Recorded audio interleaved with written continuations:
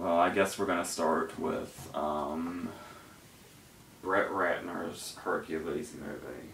Because every year it seems we have at least 2 movies in one year that kind of do the same thing. Mm-hmm. The No Strings Attached Friends with Benefits thing. The Mirror Mirror, Snow White and the Huntsman thing. This is the third one. This is the, because this is the second theatrical one, but this is the third Hercules movie of the year. There is a straight-to-video Hercules movie starring John Morrison. Well, that doesn't matter at all. But it's the third Hercules movie of the year. There's always like straight-to-DVD knockoffs you can find. Yeah. Like, when Abraham Lincoln Vampire Hunter came out, I think there was something like Abraham Lincoln versus zombies or something.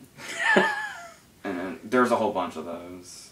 Animated movies are really bad about it too. Like, when Planes came out, I think there was some really shitty animated movie called like Wings or something. Yeah, I believe you're correct. Okay. But anyway, this is Hercules. That's where you can put the timestamp. So, the previews are on. The trailers are on. And I'm just kind of sitting there in my chair with my eyes shut thinking, well, as soon as this movie comes on, one of two things, or both, is going to happen. There's going to be a really deep voice narrating, or there's going to be a scroll of words. Yeah. Because this is that kind of movie. More or less, the Paramount logo came up, then the MGM logo came up, and then we do hear a narrator, but it's not like the deep, like, in the year of something, something BC, It's this whiny little guy that ends up being Hercules' nephew. We'll get to the cyst of a character in a minute, but first, we're taken through the whole thing, the whole backstory, where that we learned in The Legend of Hercules back in January when Zeus raped Hercules' mom and her slave. And Hercules was born. As the son of Zeus, half man, half kind of somewhat god, I guess. Even the narrator doesn't seem too sure. So we get his whole story, and one of the I believe it's the very, very first line of the movie. The very first line of the movie is, "You think you know him, but you don't." And my first thought was, oh shit, it's Maleficent again. I hope not. So, but anyway, the movie happens, and we see, the opening happens, and we see him as a baby, and then there's no, like, progression. It doesn't go, like, baby, and then little Hercules, and then, teenage Hercules, and then Dwayne Johnson. It goes from baby to Dwayne Johnson in one shot. That's the only story they needed to tell, apparently. So, it's like the gap in the Bible when Jesus went from 12 to 30. So, anyway, we get this big thing, but the interesting thing that the movie does is we're not sure, it plays it up like we're not sure if the whole him being the son of Zeus is just a myth or if he really is. And there's never really revealed in the movie either. No. But, so the plot begins, and there is a guy, and he's the guy that's holding the nephew hostage, and he's being told this story. And are getting ready to kill him, but then Hercules and his army show up, and cliches abound. Hercules shows up, he's got the ridiculous lion thing on his head. I don't know, if people find that badass, that's perfectly okay with me, but I can't do that. The Coen brothers make me not able to take that seriously. That's fair. But still, So Hercules comes out of the shadows, and he does his big thing, and the guy does the whole, how is this going to work? There is an army of us and only one of you. And of course he's got people on standby, big action scene takes place, title drop. But then the plot kicks in a little later, where he's just hanging out at a bar. And for a second I forgot what movie I was even watching. It kind of felt like we were in a Rings movie when we were in that bar. I get that vibe. And this woman approaches him. And what Hercules does now is he basically his... You can't be a warrior in one of these movies unless your family's been murdered. Nope. Well, his family's been murdered. We're told that in a very helpful, misplaced flashback. But before we get to that, he basically is hired by people to fight people, and they pay him in gold. I think. He's a mercenary. That's what I gathered. Okay. Yeah, he's a mercenary. So this woman comes up and she says, "Hey, you need to come back and you need to help my family and we'll pay you in gold." And he's like, "Alright." It's really that simple. Yeah. And then we get that big epic shot of them journeying. And they get to the giant palace where her family is. And he starts to go up the steps. And they ask him if he, like, remembers something. And then, flashback. And this is when we're told what happened to his family. And it's like it's going to play out as a whole scene, or like the whole portion of the movie is going to take place there, because when he arrives and we see the big flashback and it's all in white, a caption comes up that says where they are and that it's 3 years earlier. But the scene only lasts like 30 seconds. It was pretty obvious that was a flashback. I don't think we needed the 3 years earlier, because the fact that it was 3 years earlier really has nothing to do with anything. Nope. We could have just had this quick flashback and could have gone, well, whatever. I guess that's nitpicky, I guess. And in that flashback, we're introduced to a really, really flamboyant Joseph Fiennes. And it took me the whole movie, like, I had to check the credits just to be sure, because I wasn't quite sure. Shakespeare has really gone down in the world. So anyway, we meet her father. Now, once again, we're in this kind of movie. When she says, "Tell my father that Hercules has arrived," I have to say, I didn't know anybody, I mean, there were more people in this movie that I know, but I didn't know going in, except for Dwayne Johnson. I have to say, after she said, "Tell my father Hercules has arrived and to come down," I totally was not surprised whatsoever when John Hurt appeared. Nope. Gray beard intact. So I'm pretty sure he just walked right off the set of Snowpiercer and into this one. But he's got his limbs back now. And he's basically there to help them. I wasn't quite able to gather exactly what he's doing for them, but he's gonna need to fight a lot of armies, is what's going on. Yep. And that's your basic plot. It goes from there and does its thing. I do have to say, while this movie is really, really dumb, this movie is, like, dumb as hell. Yes. It is the absolute perfect guilty pleasure material. Oh, yeah. This movie is actually a whole lot of, like, fun. So, first off, when my brain kind of started to shift, because I wasn't really into it for a while there, but then my brain kind of started to shift when they were, they're on their journey, and he's with his army. He's got, like, Ian McShane, and he's got Rufus Sewell. I didn't recognize Rufus Sewell for a long time, but I was like, I think that's him. The eyes look a lot like him, and it actually was. He's another person I had to make sure in the credits before I said anything. And they're walking through this field, and it's like a field of the dead. It's just a bunch of corpses and skeletons and all that, and decayed heads on spikes and all that. And then there are a few bodies laying there, and Hercules touches them and says, "We have a problem. Some of these bodies feel fresh. Somebody's been here recently."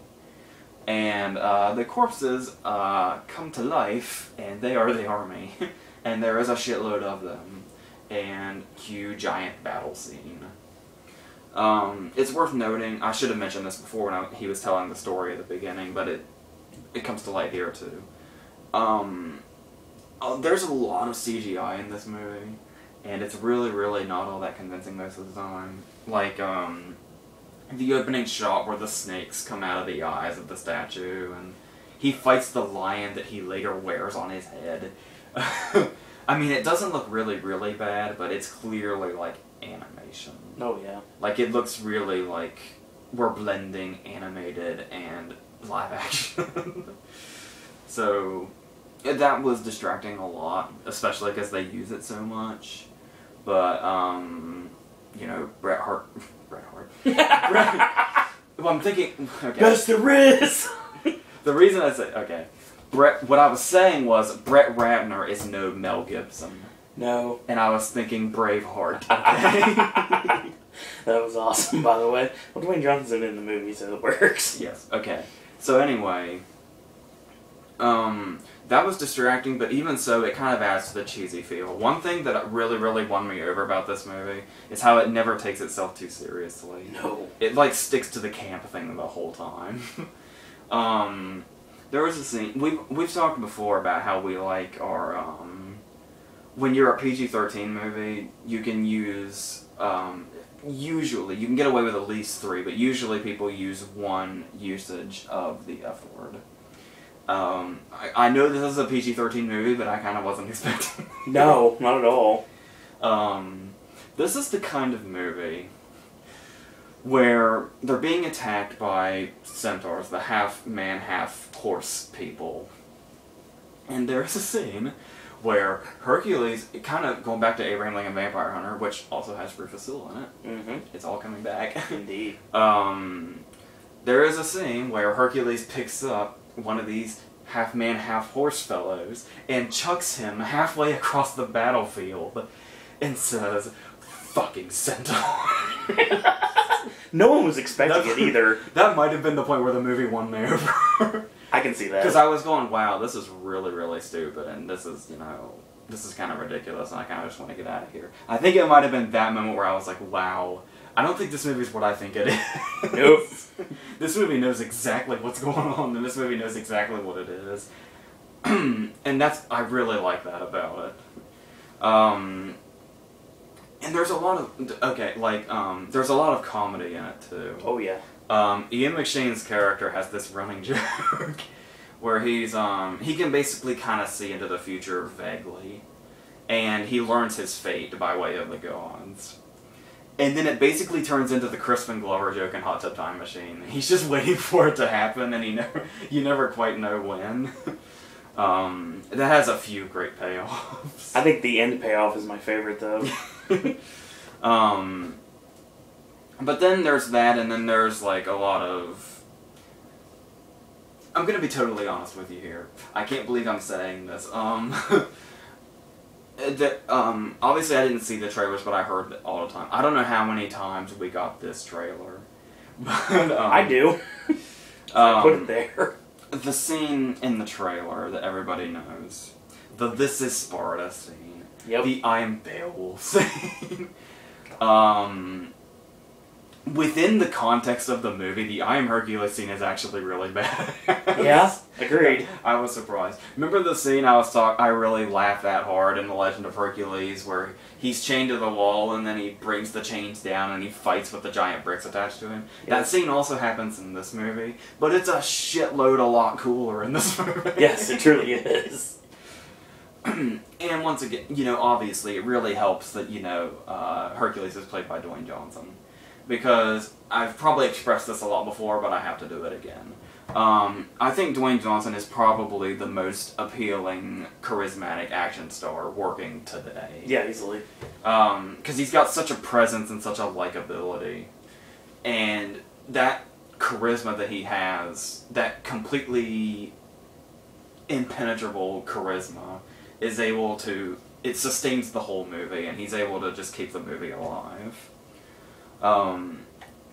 It might have been hard with somebody that wasn't Dwayne Johnson. It might have been a much harder movie to buy with the way it was going. If this would have been Callum Lutz's Hercules, it probably wouldn't have worked.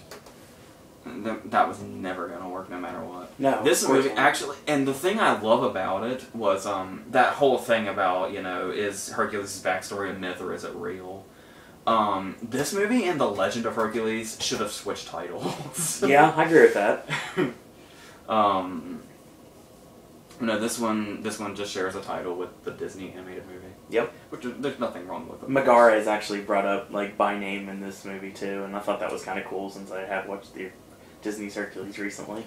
But there are things there are characters that I don't like the nephew character's really annoying. He's the cliche character who's like, you know, oh, you know, I'm the comedy relief, but I really, really want to fight, but nobody lets me fight, but I really want to fight. Maybe by the end I'll be able to fight.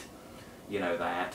But then there's another thing they do where they have that cliche. I think I've talked about this before. That cliche that I hate so much. It's one of my least favorite cliches ever.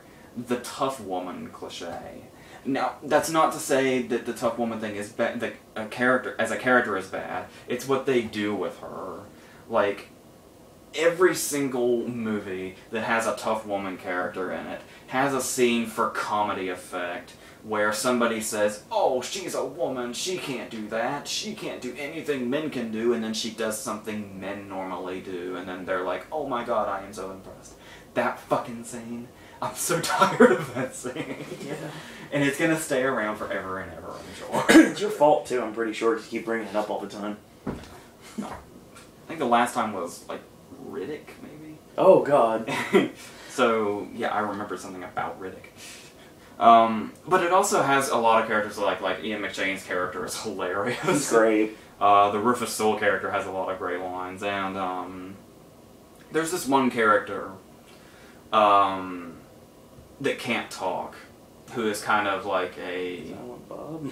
kind of like the muscle of the army. Yeah. Who has like this backstory shrouded in mystery where like he really, really saw some shit and now he doesn't talk. And you're like, well, of course he's gonna talk by the end, but it's like, you know what?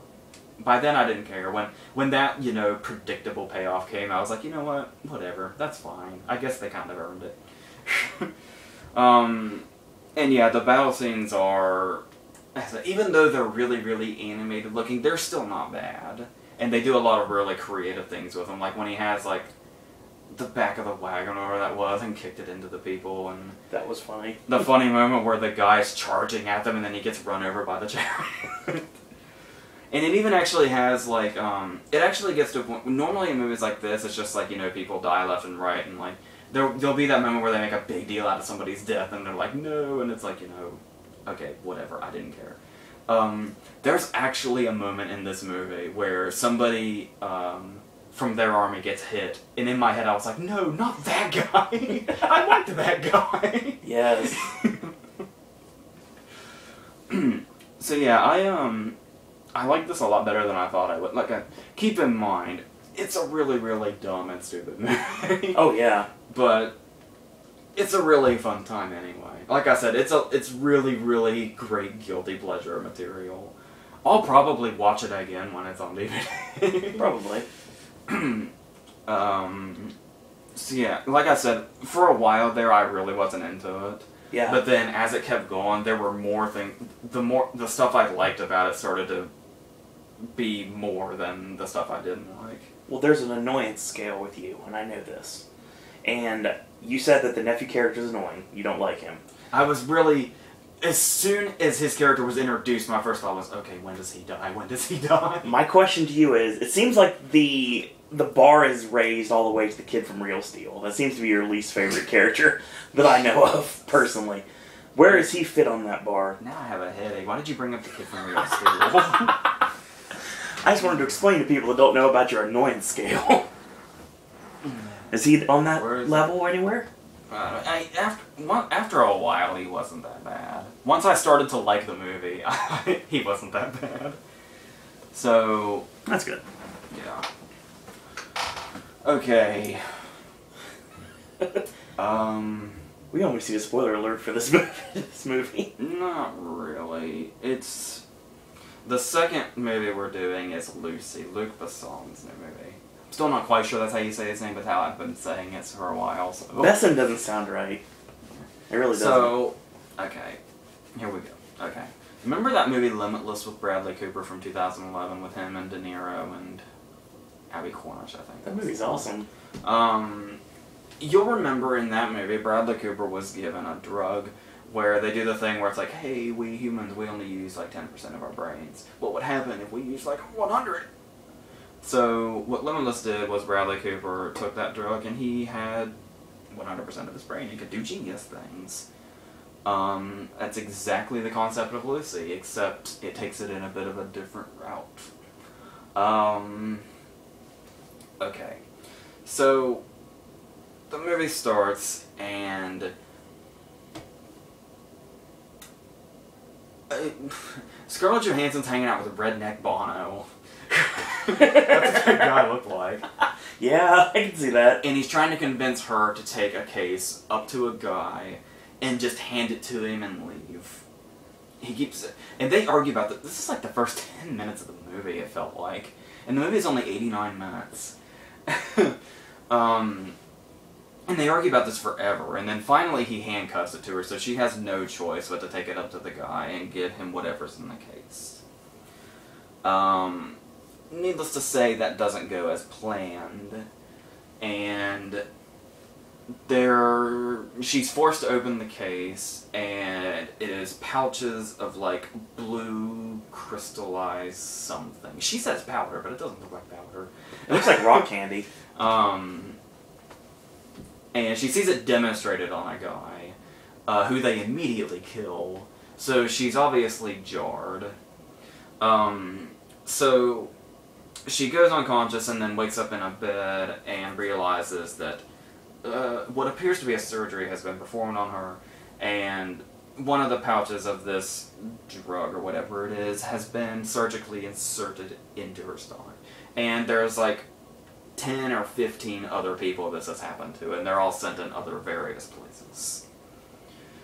So she basically realizes what the drug is, and the movie does the really flashy thing where slowly but surely we see when the number flashes on the screen every 10 minutes or so, when her brain is working at 10% and then 20% and then 30% and then all the way up.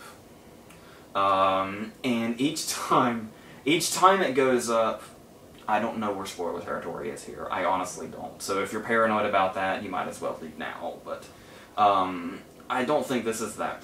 A movie 89 minutes, it's hard to tell where exactly the setup is and where the spoilers are. I don't know. Yeah. But basically, as it progresses farther and farther, the more she basically turns into an unstoppable superhero. Yeah. Of sorts. It's like a superhero origin story is what this movie is. So, there's a parallel story going on, and that's Morgan Freeman, who is basically a professor that studies this shit. That's basically all he is. And most of his screen time is giving a lecture to a class about this. Amidst animal footage. Actually, the animal footage doesn't start there. It starts at the very beginning. I don't know what this movie was doing. Let it be known immediately. I've brought this up a few times now with 3 Days to Kill and The Family and any other movie of his we might have mentioned. I've never been a Luc Besson fan, really. I like Leon quite a bit. But everything else, and you know, he like wrote on 3 Days to Kill, which I thought was fine. The Family was fine. Oh yeah, but the problem with Luc Besson is I don't think Luc Besson has ever heard the word tone in his entire life. I don't think he knows what the word means or that the word exists. He's just gonna do with whatever feels right at that particular time in his movies, no matter what genre it might be.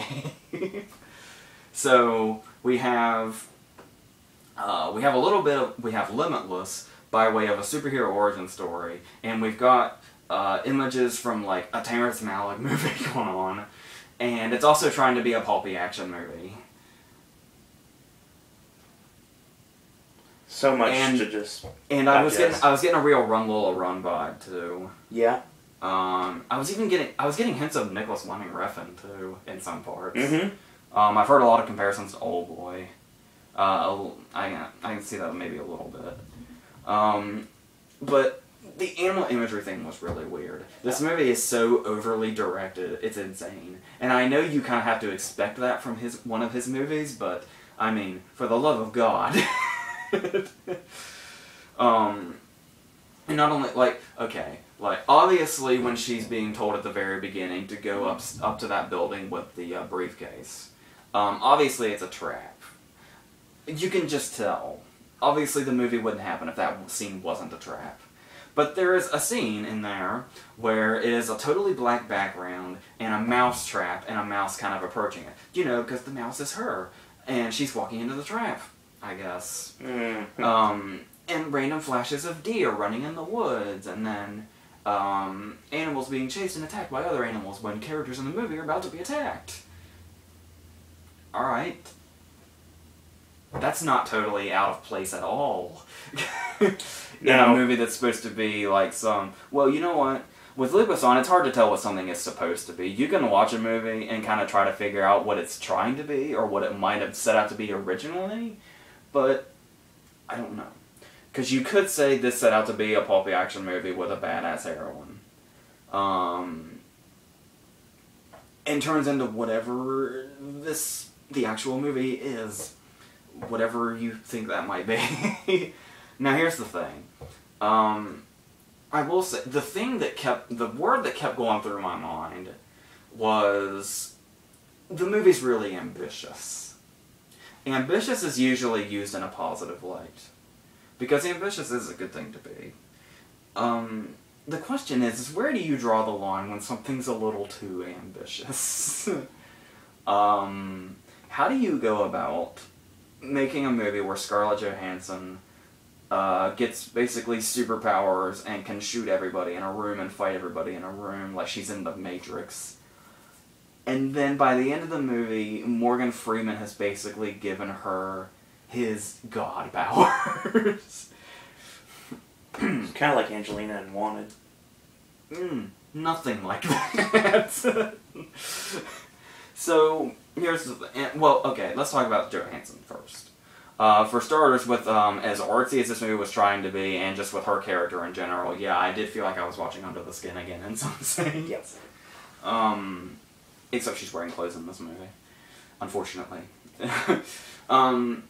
Now you could say she's kind of, well, for the first part of the movie or so, she's, she's good and she's emotive and, she does all that. There's a really good scene where she's having the bag taken out of her, and she's on the phone with her mom, and she's basically trying to explain what's going on. And she's like saying, I can feel everything. I can feel like the blood coursing through my veins, and I can feel all the kisses on my face from you from like throughout my childhood and all that.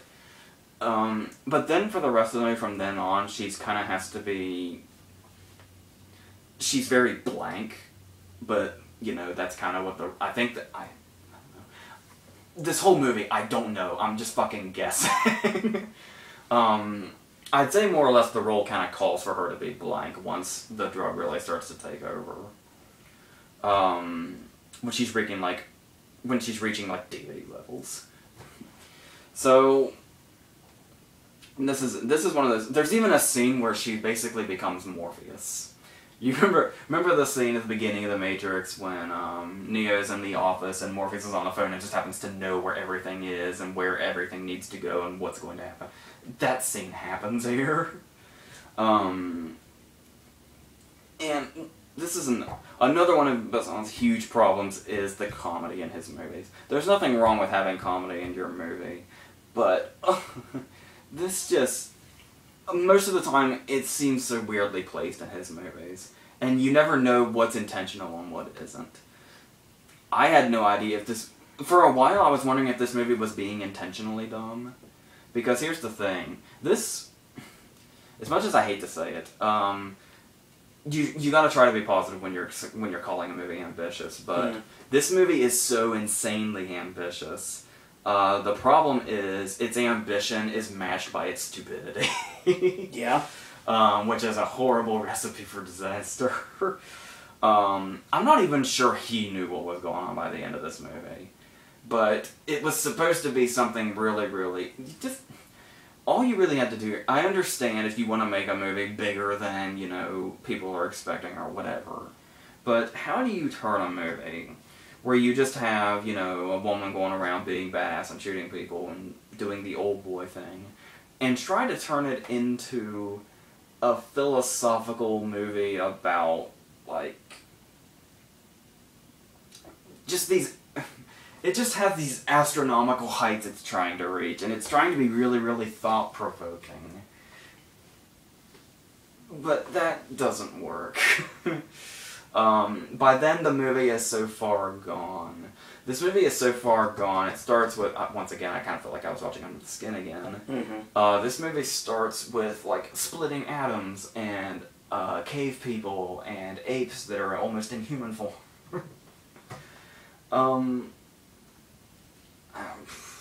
I don't know. speaking of that, speaking of the nature imagery and the Malachi shots, this once again, I don't know if I think this was supposed to be humor, but if this was supposed to be humor, this movie reaches Adam Sandler levels. Yep. Do you guys remember the orgasm montage in Emily? Imagine that scene with animals. Yeah, it's so weird. And that scene is in this movie. There is a montage in this movie of animal something. I know it's trying to make a statement about what it's talking about, but there was laughter in the theater. There was a lot of people in there, which was weird. Yeah. And I got laughter out of the theater, and that's what made me start thinking, with his movies, and with the kind of heights it's trying to reach here, and the things it's trying to say, I honestly had no idea what was supposed to be funny and what wasn't. The animals humping montage seems like something that just cries it's trying to be funny, but in a movie that's trying to reach such, like, you know, big ambitions about life on Earth and the universe, I can't tell.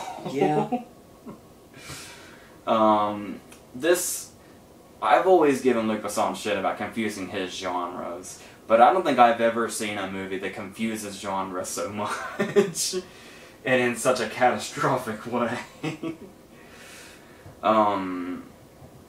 Because here's the thing, when the early reviews came out, it was getting comparisons to 2001. Now, here's the thing, when I first saw that, I was thinking, you know, with Under the Skin and with Gravity and whatever else, it seems like every movie that comes out now that has even a hint of sci-fi in it has comparisons to 2001 in its early reviews. People trying to blow it way out of proportion. Well, admittedly here I can actually see why somebody would say that. Because the last 20 minutes, remember the last 20 minutes of 2001? That's basically what this movie's ending tries to do. Yep.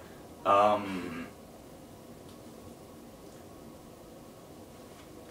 that point, I didn't care anymore. I did not care what the movie was trying to say. I didn't know what the movie was trying to say. I didn't know what it wanted to be. I didn't know what thoughts it wanted to provoke. Nothing. This just... I don't know. It's actually a little frustrating, and not in the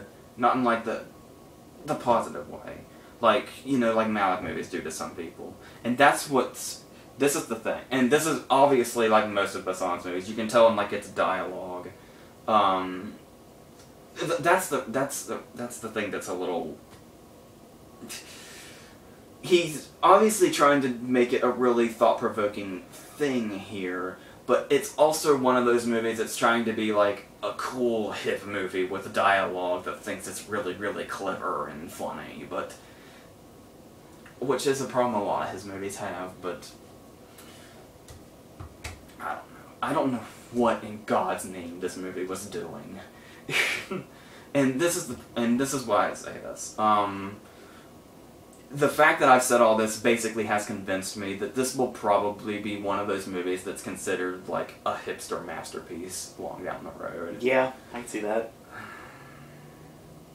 Like, hipsters in college 30 years from now will watch this movie the way people watch Blade Runner now.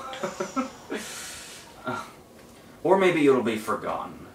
I think we can only hope, but who knows? Besson's got such a fan base. Yeah. Like, people that like The Fifth Element. I don't know, fuck those people. I know that's a huge fan base, but... Yeah. I never care for The Fifth Element, and, you know... Like, Leon is good. It has a huge following, but... I've just not really been a big supporter of his movies. He wrote that Guy Ritchie movie, Revolver. Don't know what the fuck that was. So yes, long story short about Lucy... I don't know what the fuck you're doing, Luc Besson. I don't know what you're on, but I really don't care to find out either one. Our next movie, we actually have two more limited releases that came out today, but first I want to touch on a movie that we're a little late on, that I was really excited for. Our next movie is Cold in July, which is kind of a pulpy throwback to like 80s thrillers, starring Michael C. Hall. And the plot of it is, it's Texas in 1989. So you know it's going to have a lot of that, retro stuff. That's the only reason people set movies in the 80s, is to do the retro stuff. So he and his wife, it starts immediately. He and his wife are in bed, and it's late at night, and his wife hears an intruder. And they have a small child in the house, so they're extra paranoid. So he gets out of bed, and he goes and gets a gun out of the closet. Just like your normal setup for this kind of scene.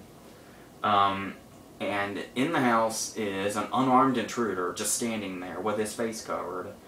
And Michael C. Hall's character's immediate reaction is to shoot the guy in the face and kill him dead right there in the living room. He lands right there on the couch. Blood all over the painting on the wall. And they go through the normal procedure. The cops come over, it was self-defense, it doesn't matter if the guy was unarmed, you feared for your life, you can get away with that. And they just sweep it under the rug and go.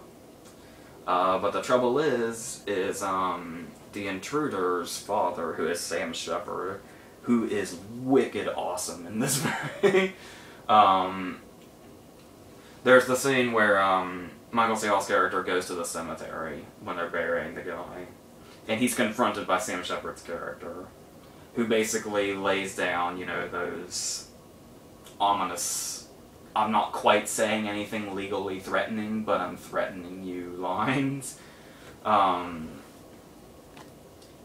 you think it's going to be that kind of movie. I was getting a huge Blue Ruin vibe from the first half of this movie.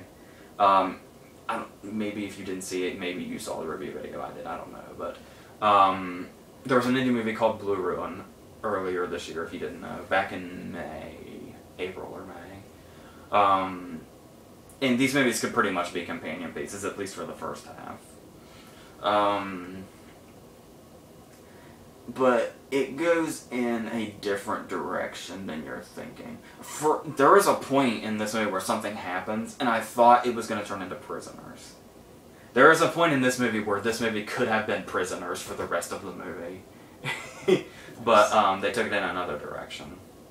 And we enter, an hour in, we get our third character, who is a cop who basically doesn't mind being on both sides of the law. He's not like full-on corrupt, but, he'll go on one side or the other of the law.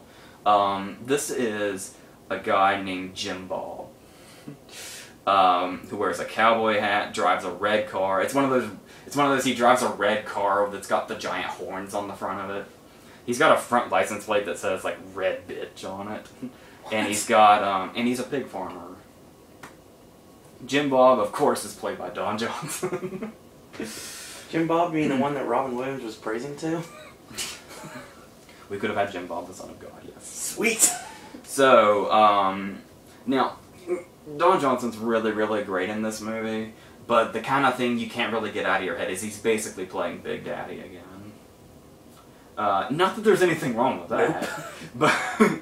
But, yeah, that's basically what this is, but, he does have a lot of good scenes, though. Like, he's the guy where, they confront a guy that has a bunch of, well, that's kind of, well, no, okay. He's confronting a guy who, basically gets the jump on him and punches him. And he hits the ground. And his hat falls off, of course. And oh no. That's not good. So Johnson manages to pick himself back up, kick the guy in the balls, and say, they got me, sorry, this is so fucked up. The guy had backed into their car, that's how this altercation started. So he gets out of the car and the guy hits him, and he gets right back up and kicks the guy in the balls and says, that was for my car, and then punches him in the face and knocks him out and says, and that was for my hat. He's one of those guys. As Texas as you can possibly get. So, basically what it turns into, I don't know I was debating whether or not to go into what this movie actually is or not. It's not necessarily a spoiler, because it's only about a half... The movie's about 2 hours, and it's only about a half an hour in that the plot kind of becomes what it's gonna be. Basically what happened... It basically involves, like, police corruption, and, you know, people hiding things, and the guy that he killed may not have been who he thought it was, and there might be some cover-up going on here, and... It goes from basically Sam Shepard being the intimidating, I'm gonna seek my revenge on you character to... They don't quite become buddies, but they work together to figure out what's going on in the town and what's trying to be covered up. And it basically turns into one of those ways. And it's kind of like a mystery thing, like it's... There's a whole subplot involving snuff films. Snuff films starring guys in luchador masks, beating women to death with bats. That's interesting. But it's not like an 8mm thing. It never gets that grimy or anything. It sort of felt like this complicated mystery, and then you throw, like, you know, porn or something in it. It's kind of like The Big Sleep kind of thing going on.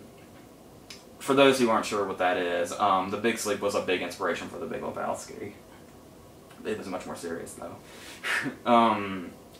And they do, like I said, they go all out with the retro stuff. Like, first off, when you look at the poster is made to look like it has creases in it, like it's been, like, folded. And then, you have, Michael C. Hall sporting a mullet and a mustache, which is golden. Well, yeah.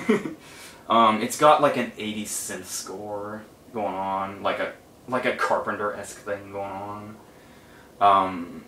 You know it's set in 1989 because he goes into a video store to confront somebody, and the prominent poster is Jason Goes to Hell. There's a scene where Don Johnson's trying to get, like, a really big portable phone to work, but he's in, like, the wrong place. And it does kind of have an eerie quality to it. There's a really, really effective shot where we still don't quite know who Sam Shepard's character is, and they're still building him out to be an antagonist. And they've locked all the doors, they've, you know, barred the windows and all that. But he's in the house. And we're in the child's room, and the child's in bed sleeping in the dark room. And a storm is happening outside, and in one flash of lightning we see Sam Shepard standing, like, at the foot of his bed. That's a wild shot, but, like I said, it kind of goes in a different direction after that, but, it's kind of, well, one thing to like about the movie is, it's got a really dark sense of humor. More so than I was expecting. Like, every time, like, a crime happens in the house, like when an intruder comes in and tracks mud on the floor, or all the blood on the wall from when he shot the guy, after the police and all that leave, it's up to them to clean it up. And there's, like, you see them cleaning the walls and all that, and then you just see, like, outside for the garbage man, that's all their stuff, and it's still, like, coated in blood. There's a funny little, detail where their house has been broken into, obviously, where, like, they broke through the glass and then reached in and unlocked the door. After Michael C. Hall kills the guy, he has to go to the police station and, you know, do all that stuff. And then when he comes home, instead of opening the door the normal way, he reaches through the broken window and opens it. But the problem here is, actually a lot of things. This is one of those movies where the character, I was halfway through, I don't know exactly where it decided to go, because the actions that the characters do are, like, why they do what they do is almost completely unclear. They just kind of do the things that they do, and we have to accept that their character would do such a thing, even though we've never really been built up to believe that that's something their character would do. Which is weird. It's really, really, really over-stylized. This is one of those, the director really wanted you to know he was directing it movies. Which works sometimes, but most of the time it's just kind of too in your face. There is an admittedly really cool shot where, there's a ceiling light. and a guy is on top of him, and he manages to get his gun out and shoot the guy through the head, and the spray goes upward and on the light, and it turns the room red. It gives like the room an entirely red tint because the blood completely covered the light. Nice. But while stuff like that is kind of cool, most of it is just over-directed, basically. One thing I can say, though, it is unpredictable, I guess. The way it keeps going in these directions, you don't realize it's going to go, and it seems like it's setting up for one thing, but it does something else. But the main problem is the stuff they decide to do isn't as engrossing as maybe other directions they could have taken it. I'm not saying it has to be conventional or anything, I'm just, I think the movie could have been a lot better than it was, but that could be my fault because I was really, really looking forward to this movie for a while. But maybe my hopes were just too high. I don't know. So. You've been just anticipating this movie for quite a while, too. Well, so that's a bit of a disappointment, but it happens. Our next movie is one of the two movies that got a limited release today. It's a movie from Sundance of last year. So it's been around for a while now. It's Very Good Girls. Which, actually, the first thing it made press for was it was the first movie that Dakota Fanning apparently had a nude scene in. That's how it made news at the very start of its release. So, and sure enough, the very first scene, it's one of those coming-of-age movies. And the very first scene is Dakota Fanning and her best friend, that's Elizabeth Olsen. And they go to the beach, and they basically skinny dip in front of, it's a busy beach, and they skinny dip in front of everybody. Now, mind you, the very first thing that came to mind for me was Elizabeth Olsen skinny dipping when she probably shouldn't be. I feel like I've seen this movie before. Yeah.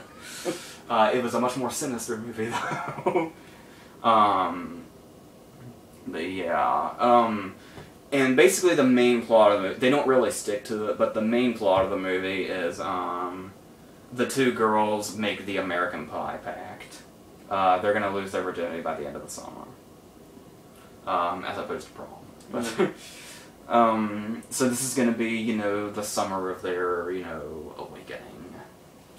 And the problem with this movie lies in, much like The Fault in Our Stars, the huge, biggest problem with this movie lies in the fact that we're supposed to buy the male love interest as somebody appealing. Oh boy. And that's where the movie fails immediately.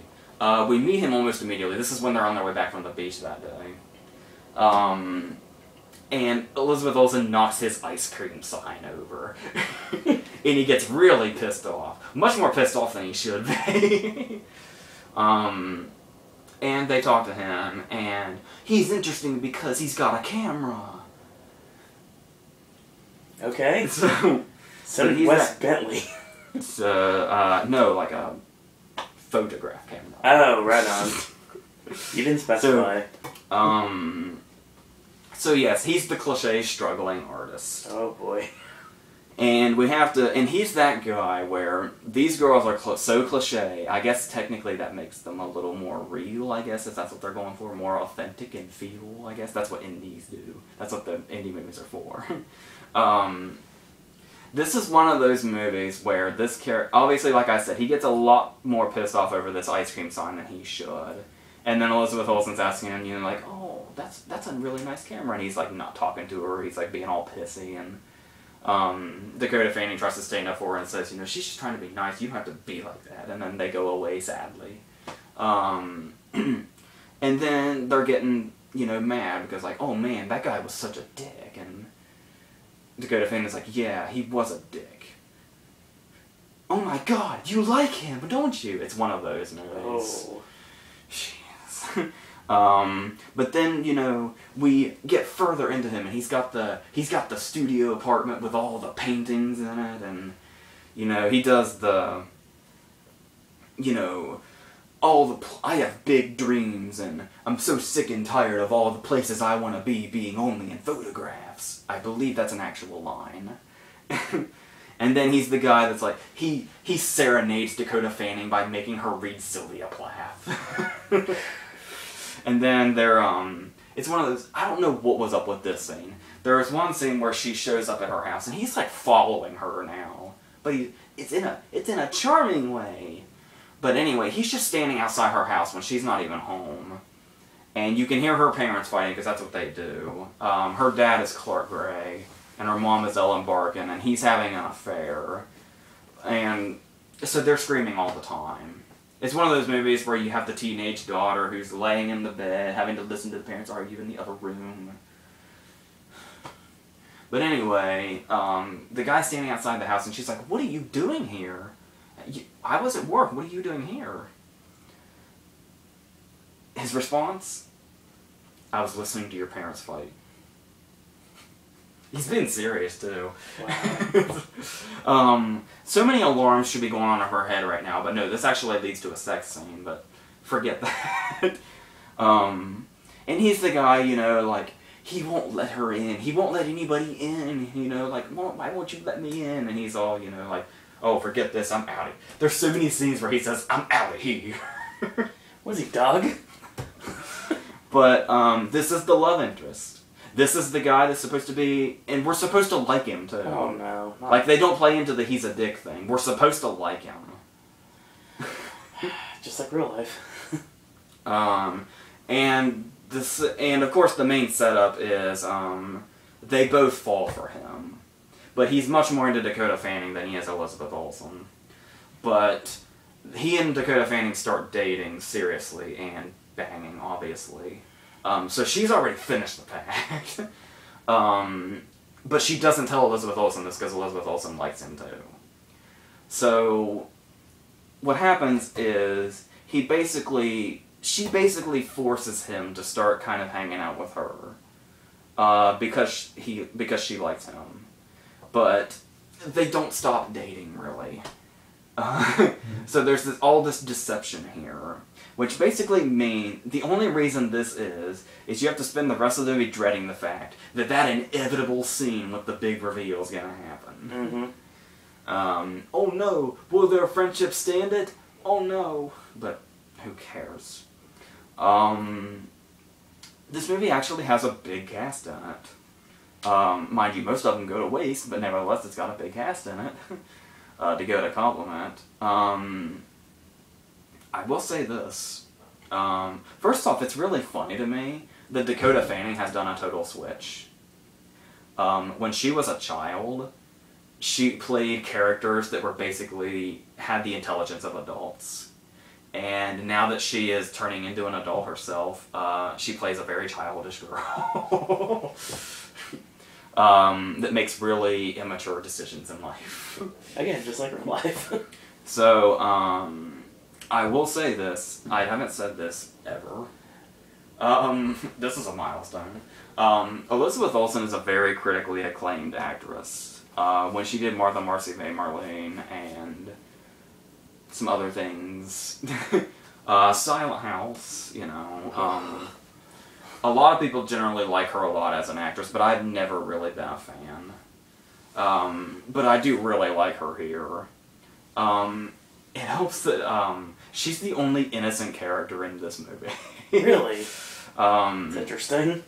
And she's which makes her really easy to sympathize with. And she plays it really well and has some really big scenes that she handles really well, so I did like her in it. Like I said, there's Clark Gray, who is just kind of comes in and out of the story. He's the dad who, since he's having an affair, he just kind of keeps coming and going out of their lives, and you know she's always mad and doing her thing. Ellen Barkin has like the icy thing going really well too, and they kind of. But then we meet Elizabeth Olsen's parents, who are an odd coupling. Her dad is Richard Dreyfuss and her mom is Demi Moore. That is random. Richard Dreyfuss, of course, is really funny here and really good. Predictably, doesn't have enough screen time, though. Now, here's the thing. Demi Moore is giving absolutely nothing of note whatsoever to do. Ever once in the movie. And here's the problem with that. It's not even her fault, really. It's just her character has nothing to do and nothing to really emote to. She's just there to be the other parent. But here's the problem, is there is a scene kind of midway through this movie where of all the characters in the movie, every single one of them, and there's a lot of them, of all the characters in this movie, there is an event that happens in the middle of this movie where Demi Moore's character is set up to have the biggest reaction to this. She could have the biggest Oscar-iest scene in the movie over something that happens in the middle of this movie. We pretty much never see her after that event happens. She just kind of disappears from the movie entirely. That's how much this movie cared about her. So, yeah, and there's a character that is Dakota Fanning's boss, who is Peter Sarsgaard, who, Carey Mulligan wasn't enough. He's got to go after the young ones again. He's one of those bosses that very, very unsubtly hits on the people. Especially Dakota Fanning's character. There is an actual scene where he thinks he's being... He comes off like he's being really suave and smooth about it. Sarsgaard is really good in the movie, by the way. He does this really well.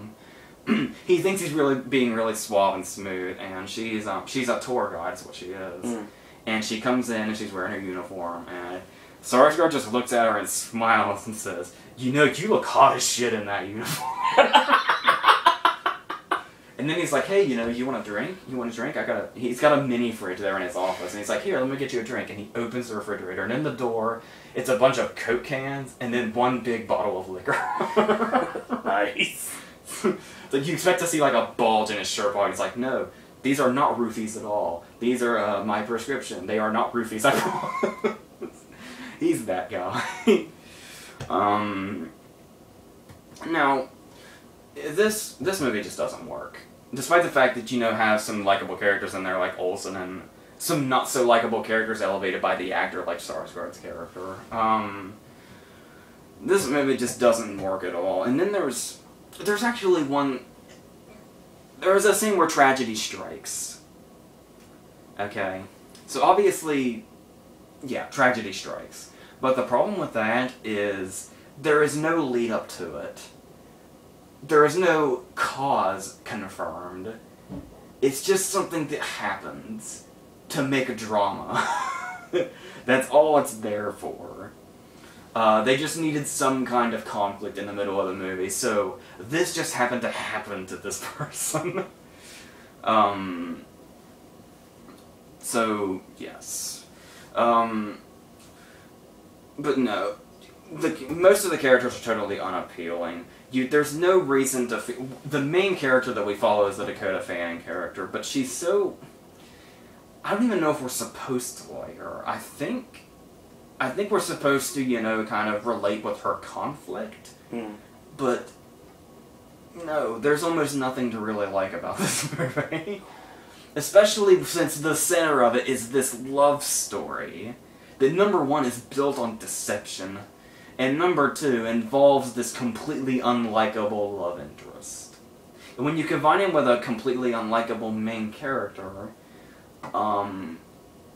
no, this movie is almost practically unbearable.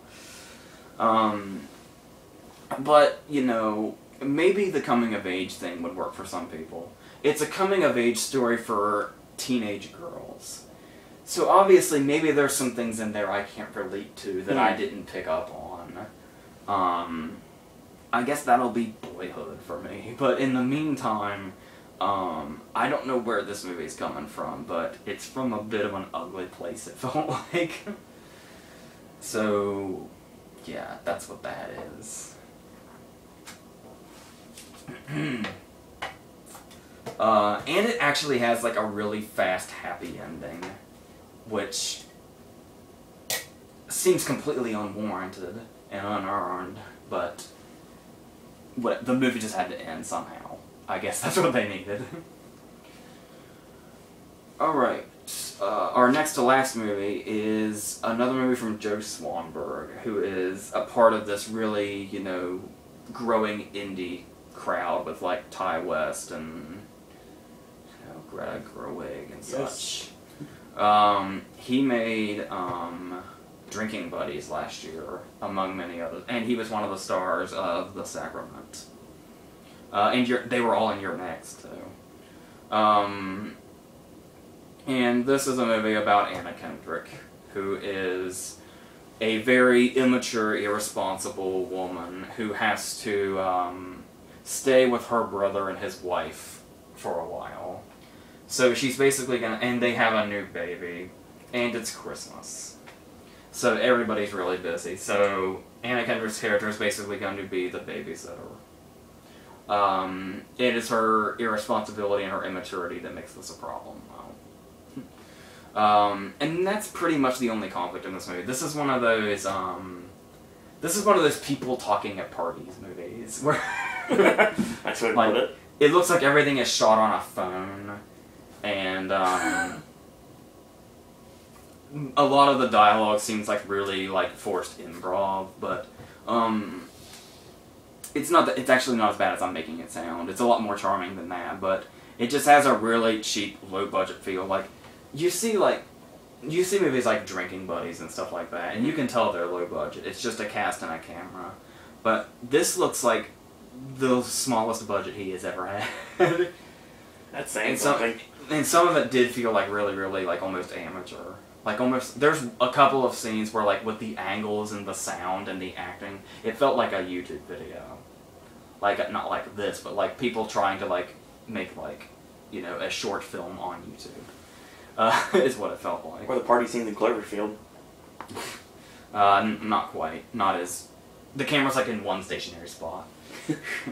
And we're introduced to a couple more characters. We have her best friend, who is Lena Dunham. And we have a drug dealer who she kind of tries to start a relationship with, who is Mark Webber, who we just talked about was in 13 Sins. I called him the guy from Snow Day.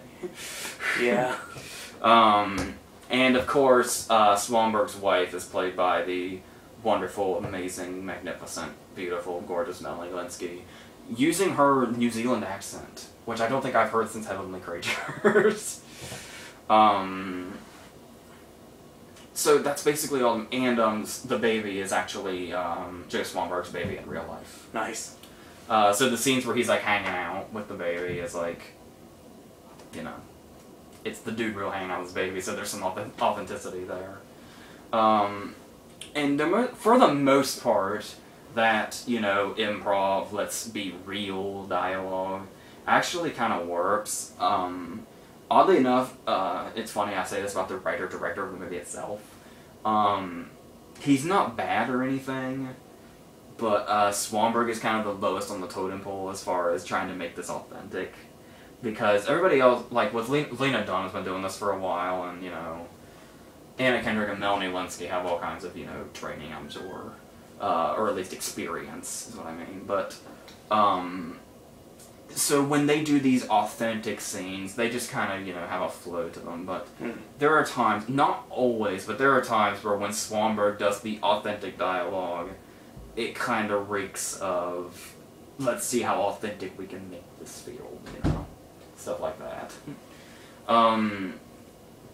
But, and obviously that gives it the opposite effect, of course, which lies a problem, but that's not all the time, just sometimes. And honestly, there's not a whole lot to say about the movie, because that's all it is. It's just kind of Anna Kendrick being the babysitter, having the relationship with the drug dealer, and there's really no conflict. There's a last-minute conflict in, like, the last 10 minutes that has a really quick resolution. So quick, okay, here. It's very appropriately titled. It's actually a pretty happy Christmas for the most part. I mean, there are the scenes where they fight at the beginning, where it's like, she and Lena Dunham go to a party, and she knows she's got to be the babysitter. But the problem is, and she's got, like, a drinking problem. And she ends up passed out on the host of the party's bed and won't get up, and he has to come and get her in the middle of the night. And so they have that conflict of, like, I don't think you can do this. I don't think you can do this job. But that's when they call in Mark Webber, and he's kind of their friend that does it. That takes care of the baby for them, and that's how they bond. And then from then on, there's really no conflict. Like, they're basically kind of broke because it's Christmas, and they don't pay very well. They don't get paid very well. And Melanie Lindsay's character is an author, but she basically writes really arty books that don't sell.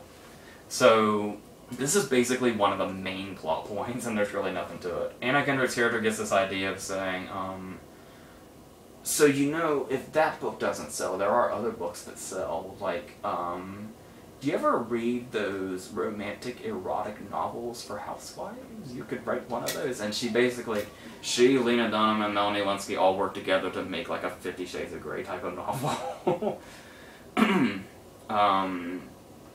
Which is continued in the end credits if you watch through. And speaking of the end credits, I was talking about this ending. For a big chunk of the movie, there's really no conflict. It's just them writing the book, it's her story with the drug dealer and all that. There's a little thing where she's talking about the drug dealer, and she's like, oh, you know, there's a girl he keeps talking about on Facebook. But that never really comes back. So we get to the end, there's like 10 minutes left, and then suddenly something happens that causes turmoil. And then almost immediately this conflict is solved, and the movie ends. Within the span of like 5 to 10 minutes, the conflict happens, the conflict is solved, and the credits are rolling. Wow. It's like a sitcom. Basically, yeah. So, and the conflict takes like 30 seconds to resolve. It just takes like an, I'm sorry to roll credit. It even says the end before the credits come up. But yeah, it's got a likable cast and likable characters. Everybody to an extent is good in it. I really like Lena Dunham in it, surprisingly. This is all about surprising for me and listening to you say the stuff in the video. It's, the movie is nothing memorable whatsoever. It's nothing new and nothing fresh. Everyone in it is good, but nobody's, like, really, you know, outstanding or anything. Nobody has any, like, really big scenes. There's really nothing, like, there's no big explosive scene or anything, except maybe that conflict in the last 10 minutes. But, like I said, a likable cast and characters is really all you need for a movie like this, because that's all the movie is the characters. And it's good and quick. It's like an hour 20 minutes, if that. It's really, you know, just low-key, and that's all it is. And it's fine. Like I said, you're not going to remember it, but it's perfectly fine to just, you know, you'll see it, you'll like it, and then you will move on with life, and you will probably forget the movie existed a year from now. So yeah, and it got released today in limited release. I'm gonna guess that's a clever little Christmas in July release date. Yeah, probably. It was also meant to be for me to review Cold in July today as well. Our last movie is a movie that's actually been out for a while. It got a really small theatrical release in January, and it's been out on DVD for like a couple of months now, but I just now got to it. It's a tiny little thriller called Reasonable Doubt, starring Dominic Cooper and Samuel L. Jackson. It's one of those movies where like Samuel L. Jackson is like prominent on the cover, but he plays a supporting role. And you watched, back in like 2009 or so, we watched a lot of movies like this. Those like law movies that are like, they didn't get big theatrical releases, and they have like really manufactured suspense in them, and they're just kind of forgettable little thrillers that come and go. This is one of those. Dominic Cooper plays the ultimate cliche hotshot lawyer. Like, he's the guy where when we're introduced to him, he struts around the courtroom stating facts straight to the jury, and he sits down and, you know, he's really confident, and just as the sentence is about to be, you know, given, he gets up and he walks out of the courtroom with his briefcase, and the guy's like, wait, where are you going? And he's like, don't worry. And he can, like, predict the sentence. And the guy's like, well, how do you know that? And he's like, because I don't lose. And then he struts out of the courtroom with his briefcase and wins the case. He's that guy. Oh, boy. Well, one night, he's out drinking to celebrate, naturally. And he calls his wife and he says, so, I'm gonna go drinking, but I promise I will call a cab. I'm not going to drive drunk, of course. Well, he gets drunk, he's stumbling down the street, and he's getting ready to call it. He's on his phone right now with the cab company calling them, saying, I need a cab at this place. And then he sees and right across the street from that is his car. And for some reason, there are a bunch of dudes just, like, hanging out on it, like, sitting on the car and hanging out very ominously. And he sees this, and he tells the cab company, never mind, and hangs up. So he goes over, and he scares the guys off. And he's standing there next to the car. I don't know why he would make this decision, but he's standing there by his car, he's got his hand on the door, and he's thinking for a while, and then he says, you know what, screw it. And goes ahead and decides to drive home. I guess, you know, like, oh, I've gone this far, I might as well keep on going. He turned into Forrest Gump for a second. So he gets in the car and he drives drunk, and naturally runs somebody over and kills them. Naturally. They dart out of an alleyway like they're running from something, and he just smashes into them. And then he said, the guy's still alive, and he's like, you know, help me for the love of God. And he said, and he goes and he calls 911, and then he leaves him there. He's not going to stick around because he's drunk, of course. Yeah. So, this hit and run obviously results in the guy's death. The trouble is we're introduced to Samuel L. Jackson's character. Who is the guy who basically picked him. He found the guy and was going to take him to the hospital, supposedly, and got caught with him. And now he's basically being put on trial for the murder of the guy. Because it looks a lot like Samuel L. Jackson's the one that hit the guy and killed him. So, in a twist turn of events, Dominic Cooper is his lawyer. So he has to decide, will he let the truth out and let this guy go free and take the blame? Or is he going to let this guy take the fall and lose a case? This sounds like the judge. Just watching the trailer, it sounds like the judge. Which is interesting. Well, I hate to break it to the judge, but technically this movie came first. Now, of course, it's one of those movies where they build suspense because his paranoia is always kicking in. Like, when he first gets there the next day after the hit and run, there's two cops in the office, and they're standing there, and they're looking ominous, and he's like, oh shit, and we go into slow-mo, and he's approaching them slowly, and he's like, oh my god, I'm getting caught, this is it, I'm done for, and it's like, oh, the cops are just there to talk to somebody else. Just bullshit with somebody else, and it's like, oh my god, thank you. And then, they always do that too. And there's the scene where he's like talking on the phone with somebody, and then he gets paranoid that somebody's listening in on the call, and it's like, and they're doing that thing where they're always building up fake outs. Like, there's a scene where they're talking about they're in the courtroom, and there's like, who's really responsible for the hit and run, and it's not this guy, and they're like, the person responsible for the hit and run is in this courtroom right now, and Dominic Cooper has the, oh shit, no face, and he's like getting ready right there to say, okay, I can explain what happened, and then like some guy that's gonna take the fall stands up, and it's like, that's who they were talking about. Nice. It's got your standard suspense scene, like, breaking, like, you know the scenes where you gotta break into an office and you gotta put something on a jump drive before somebody comes in and catches you. It's got that scene in it. It's got the scene where you gotta break into a guy's house and investigate, and then, oh shit, he's coming home, you gotta get out. You know, that scene's in there. You've seen all these scenes before. And yeah, but then you have, there's a twist in the middle of the movie. But I don't know what kind of twist it is. Here's the thing. I had a massive, horrible sinus headache when I was watching this movie. I was having a really bad sinus headache, and I was falling asleep.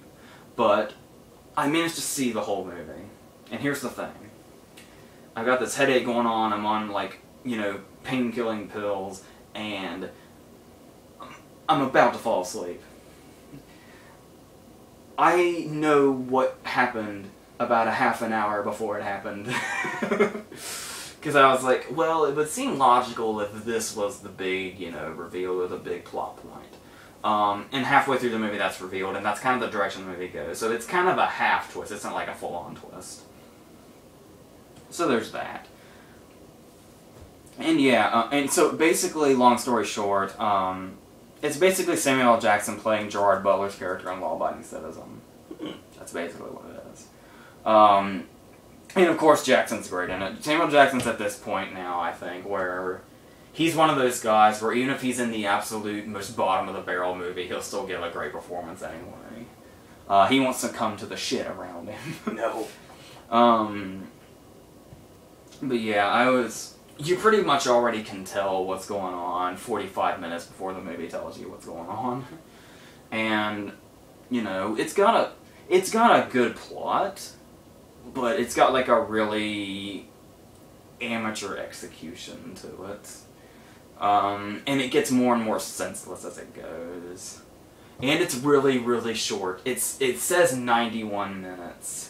But it's actually an hour and 20 minutes with a really, really obscenely slow credit roll. Yeah. Wow. So yes, nothing is as slow as the Flashdance credit roll, though. So that's pretty much what reason for that. Like I said, it has a good plot. But the execution is really off, and it's just completely cliche from beginning to end. So, yeah. It could have been something, but it wasn't. So, I think we're done here. Alright, so as always, we're going to run through everything and yay or nay one last time. Hercules? Yeah, sure. Definitely. Lucy? I said if... I don't know. Depends on who you are. I still don't know. I'm just going to say... Whenever somebody says the word Lucy around me, I will just say, I don't know. Cold in July? No. Very Good Girls? No. Happy Christmas? Yeah, sure. It's harmless. Reasonable Doubt? No. I mean, if you're like really, really easily entertained and you don't really give a shit, and it's like, you know, well, I rented it from the library. That's how I saw it. So, like, that's weird. If you want to like just see it for free or something like that when you have nothing else to do, maybe you'll be a little intrigued by it. But you know, there are better things you can find. Right on. So that ends yet another edition of AJ's Movie Reviews. Next week, we finally get Guardians of the Galaxy. And Get On Up will be coming out next week. Limited releases of Cavalry. And it sounds like The Signal, potentially. Yeah, probably. It's hard to tell anymore. There's a couple Golden July was a surprise, so... There's a couple of things coming out, and we're still waiting for the go-ahead on the new movies that are going to be coming to Athens by the time the month's over, hopefully. If not into August. So, as always, stay tuned to Pop this weekend. Ashley will be bringing you his Gaming with Ash segment. We're going to be talking about video games coming out later in the future and in the way distant future. This Sunday, our versus is going to be Dumb Gym Rats. And I'll throw a shout out to next week's versus, actually going to be True Crime. So that's coming for the next 2 weeks on versus. So that would be the end of this video. So AJ, any parting words?